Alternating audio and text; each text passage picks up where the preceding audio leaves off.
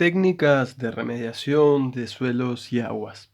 Una vez que tenemos un problema de una pluma de contaminación sobre una superficie freática, este es el nivel del suelo, esta es la superficie freática, esta es el hidrocarburo u otro contaminante que genera una pluma.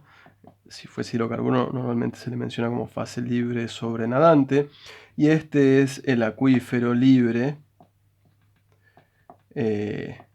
o la zona del suelo saturada. Hay un problema adicional, que es que el hidrocarburo flota en el agua. Entonces, conforme la superficie freática, el acuífero, en la época de precipitaciones crezca o en las secas baje, va pintando una zona del suelo con hidrocarburos. 4 técnicas de remediación entre muchas otras que existen. Una es, a nivel del suelo, obviamente, ingresar con máquinas retroexcavadoras y empezar a excavar los suelos y llevárselos en camión, en camiones, a un lugar donde se los va a disponer a estos suelos contaminados y a tratar, y entonces decimos que esta es una remediación ex situ. Se llevan los suelos y se los trata. Hay distintos tratamientos, algunos son de lavado de suelos, literalmente es como casi meterlo en un lavarropas de suelos, en donde va a quedar en la fase líquida los contaminantes y luego el suelo inerte por otro lado. Y otras técnicas son en inglés que se llaman land farming o granjas, en donde se disponen los suelos en hileras y se los deja que se airee y se le mezcla con microorganismos que degradan la fase. ¿Qué es lo que pasa entonces con esta técnica de extracción o excavación de suelos? Es que suelen ser técnicas, es una técnica muy cara. Sacar suelo y luego reponerlo con suelo limpio, por el aumento del volumen al extraer el suelo y además todo el gasto logístico de llevárselo en camiones y de maquinaria, suele ser una operatoria demasiado cara que solo en contadas ocasiones se realiza. Otras técnicas son la de remediación ya in situ. Una técnica de remediación in situ puede ser con bombeos. Lo que queremos hacer es perforar el pozo y introducir una bomba de agua para que extraiga agua con hidrocarburo, y entonces lo que vamos a estar generando es una depresión en la napa, que va a hacer que todo el hidrocarburo se dirija a este pozo, que puede ser uno o varios pozos, y entonces vamos a estar extrayendo tanto el agua como el hidrocarburo con bombas. Otras técnicas un poco más sofisticadas es, además de tener una bomba de agua que se coloca en una ubicación más profunda, también se mete una pipeta que hace vacío para chupar el hidrocarburo separado del agua, ¿no? Entonces vamos a generar una depresión en el cono y todo el hidrocarburo se va a ir metiendo al pozo. Una parte del hidrocarburo, normalmente se podrá recuperar un 30, 40, hasta 50% del hidrocarburo que estimemos que se haya volcado. Esta es una técnica que se usa mucho en ámbitos urbanos, en donde obviamente no podemos hacer una excavación demasiado grande, porque hay viviendas o calles que no se pueden descalzar con una excavación, y entonces se aplican estos métodos de remediación que, en caso de bombearse tanto agua como gases de hidrocarburo y líquidos, se denomina dual phase.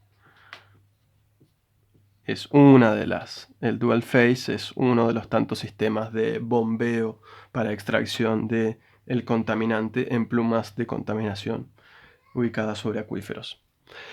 Una tercera técnica que vamos a mencionar, no se usa tanto en Argentina, pero sí en otros lugares, es el de la fitorremediación. árboles de crecimiento rápido como álamos o sauces van a ser implantados en la locación, sobre todo si es una locación rural, eh, y van a generar, estos pueden ser árboles, también pueden ser plantas herbáceas, pajonales u otro, depende de qué profundidad sea. Esta siempre es una variable importante. ¿A qué profundidad se ubica la fase libre sobrenadante? Entonces, en caso de usar plantas, lo que está haciendo, de la forma que va a actuar esta vegetación es mediante la evapotranspiración de las plantas.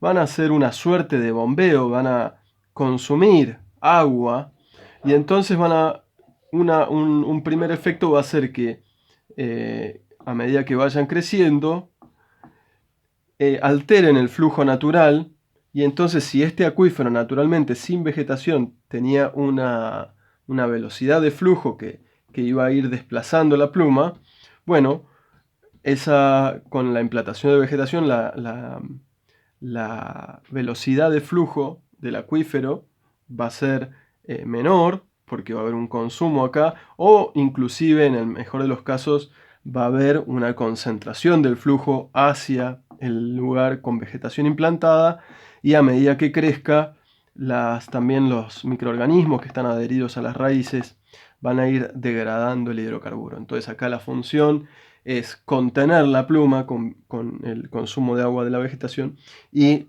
poco a poco ir degradándola con los microorganismos que están adheridos a las raíces, y las plantas van a bioacumular hidrocarburo en su estructura. Por lo tanto, en algún momento también va a haber que cortarlas y disponerlas de una manera especial en el mediano plazo. Estamos hablando de décadas. Y la última que vamos a mencionar de las muchas técnicas de remediación que hay es la atenuación natural. La atenuación natural es una decisión de manejo en la cual este contaminante en agua, pero también se puede mencionar para otros tipos de contaminaciones, se decide que no hace falta actuar o accionar, o que es aceptable el perjuicio que genera la contaminación, y entonces se puede entrar en una fase, en un estadio de atenuación natural con monitoreo. Entonces, por ejemplo, se instalan pozos de agua y se monitorea la calidad de agua, o que la pluma no se desplace lateralmente. Y entonces se decide, bueno, que la naturaleza, los microorganismos del suelo, la lenta degradación del hidrocarburo, que al ser un componente orgánico se va a ir degradando muy lentamente, se decide, bueno, no actuar en alguna de las técnicas de ingeniería propuestas u otra, sino actuar de una manera de atenuación natural, en inglés do nothing, y entonces